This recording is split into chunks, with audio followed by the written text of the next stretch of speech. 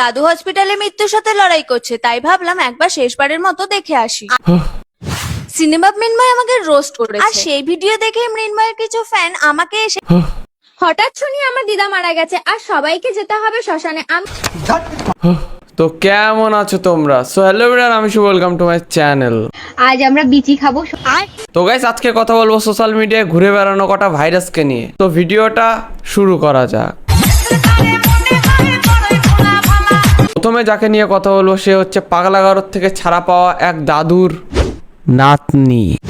দাদু হসপিটালে মৃত্যুর সাথে লড়াই করছে, তাই ভাবলাম একবার শেষবারের মতো দেখে আসি। আর দাদুকে হসপিটালে ভর্তি করতে হয়েছিল। হসপিটালে দাদু মৃত্যুর সঙ্গে লড়াই করছে, আর এখানে নাতনি হসপিটালে যাওয়ার জন্য সাজগুজের ভিডিও বানাচ্ছে। তোমরা কিন্তু আমার দাদুর জন্য অবশ্যই প্রে করো। আমার দাদুর কিন্তু এখনো মরার বয়স হয়নি, কারণ ভগবানের কাছে প্রার্থনা করি দাদু সুস্থ হয়ে যাক। কিন্তু বাই চান্স দাদু যদি পটল তুলে ফেলে রে, আগে উপর থেকে সে কেলাবে, তারপরে বলবে নাতনি তুই দাদুর নামটা বদনাম করে দিলি। আগে কিন্তু দাদু অনেকবারই হসপিটালে ভর্তি হয়েছিল, কিন্তু তারপরেও সুস্থ হয়ে বাড়ি ফিরে এসেছিল। তাই প্রথম দিকে মনে হচ্ছিল যাবো না, পরে মনে হলো যাই। প্রথম দিকে মনে হলো, তারপরে মনে হলো যাই, একটা কন্টেন্ট হয়ে যাবে। নিঃসন্দেহে তুই ঠিক কথা বলেছিস। যাই হোক, এখন কিন্তু হসপিটালে যাওয়ার জন্য আমার লুকটা রেডি হয়ে গেছে। ও লুকটা যা লাগছে না কি বলবো। কিছু অশিক্ষিত ছোট লোক মেন্টালিটির মানুষরা কমেন্ট করছে যে আমি নাকি বিয়ে বাড়ি যাচ্ছি। ওকে অশিক্ষিত লোকরা কেন কমেন্ট করছে? ওকে শুধু শিক্ষিত লোকরা কমেন্ট করবে। আরে ভাই, আমার দাদুর এখনো এমন কিছু হয়নি যে আমি হসপিটালে মেকআপ করে যেতে পারবো না। ওর মতন মেয়েরা এই সমস্ত পাগল ছাগল কাজ করতে পারে। তাছাড়া এমন কোনো মেয়ে আছে যে মেকআপ ছাড়া কোথাও যায় না? মানে তোমাদের পেটে কি একটুও বিদ্যা নেই? হ্যাঁ, আমাদের তো বিদ্যাই নেই, সব বিদ্যা তোর কাছে, তাই তো এরকম পাগল ছাগল কাজ করছিস। বিয়ে বাড়িতে কে এত সিম্পল সাজে ভাই? এটা সিম্পল সাজ।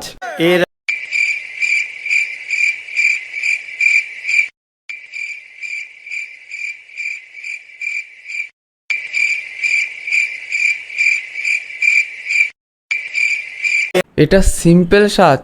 কে এত সিম্পল সাজে ভাই? এতক্ষণ একটার পর একটা মুখে ঘষে গেল, আর এখন বলছে সিম্পল সাজ।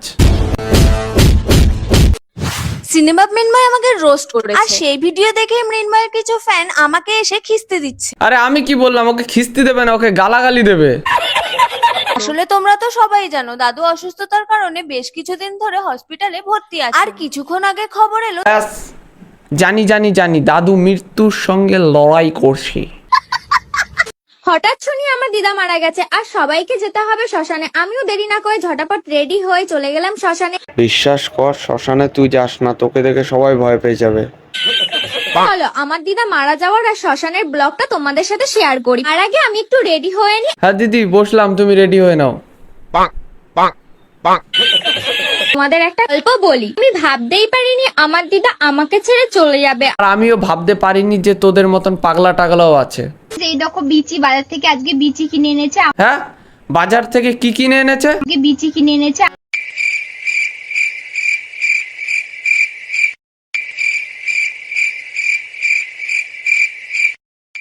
আমাদের এখানে এগুলোকে বিচি বলে, তোমাদের এখানে এগুলোকে কি বলে? আর আমাদের এদিকে দাদুর আমার তো বিচি খেতে সেই লাগে। ওর খেতে সেই লাগে সেই। আমাদের এখানে এগুলোকে বিচি বলে। ওদের ওদিকে বলে বিচি, আর তুই খাস দাদুর বাড়ির সামনের গাছের লিচি। বাহ, কথাটা ভালোই ঘুরিয়ে দিলাম তো। আরে কাকা নাকি? কাকার ছেলেমেয়েরা কাকাকে এই অবস্থায় দেখে বলবে এ তো আমার বাবা না, এ তো ভোলে বাবা। আরে কাকা দাঁড়াও দাঁড়াও, মেরো না, আর কিছু বলবো না, যাও। আরে মমতা ব্যানার্জি, এক সেকেন্ড।